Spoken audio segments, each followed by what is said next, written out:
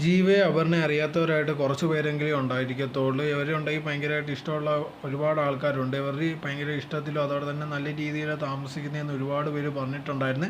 പല ഇൻ്റർവ്യൂസ് നോക്കിക്കഴിഞ്ഞാൽ ഇവരുണ്ടെങ്കിൽ നല്ല രീതിയിലാണെന്നുള്ള രീതിയിലൊക്കെ ആയിരുന്നു അവർ തന്നെ പറഞ്ഞുകൊണ്ടിരുന്നത്. പെട്ടെന്ന് ഇങ്ങനെ ഇരിക്കുമ്പോഴാണ് ഇവർ വന്നിട്ടൊരു അനൗൺസ്മെൻറ്റ് നടത്തുന്നത് ഇവരുണ്ടെങ്കിൽ ഡിവോഴ്സ് ആവാൻ പോകുന്നുള്ള രീതിയിൽ. ഇത് കേട്ടപ്പോഴത്തേക്കുണ്ടെങ്കിൽ ആൾക്കാർക്ക് വിശ്വസിക്കാൻ പറ്റുന്നില്ല. ഇവർ തന്നെ ഭയങ്കര ഇഷ്ടത്തിലൊക്കെ ആയിരുന്നു ഉണ്ടായിരുന്നത്. പക്ഷെ പെട്ടെന്ന് എന്ത് പറ്റിയെന്നുള്ള രീതിയിൽ ആൾക്കാർക്കൊന്നും മനസ്സിലായില്ല.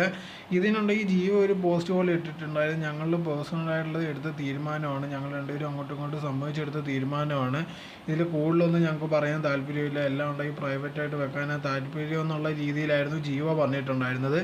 അതേ സമയത്തുണ്ടെങ്കിൽ അപർണ വന്നിട്ടുണ്ടെങ്കിൽ കുറച്ച് കാര്യങ്ങൾ പറയുന്നുണ്ട്. തൻ്റെ ജീവിതത്തിൽ ഇപ്പോഴാണ് താനുണ്ടെങ്കിൽ ഫ്രീഡം എന്തെന്ന് മനസ്സിലാക്കുന്നത്, കുറച്ച് സ്വസ്ഥമായത് ഇപ്പോഴാണെന്നുള്ള രീതിയിലൊക്കെ പറഞ്ഞുകൊണ്ടായിരുന്നു ഒരു പോസ്റ്റ് ഇട്ടിട്ടുണ്ടായിരുന്നത്. സോ ഇതിൽ നിന്ന് മനസ്സിലാക്കുന്നുണ്ടെങ്കിൽ ഇതിൽ നിന്ന് ജീവനുണ്ടെങ്കിൽ അധികം സ്വാതന്ത്ര്യം കൊടുക്കുന്നില്ല, അല്ലെങ്കിൽ ഭയങ്കര കൺട്രോൾ എന്നുള്ള രീതിയിലൊക്കെയാണ് അപർണ പറയുന്നത്. എന്തായിരുന്നാലും ശരി, ഇവരെ അറിയുന്ന ആൾക്കാർ അല്ലെങ്കിൽ കുറേ പേര് പറയുന്നത് രണ്ടുപേരുടെ ഭാഗത്തുകൊണ്ട് ഈഗോ ഭയങ്കരമായിട്ടുണ്ട്.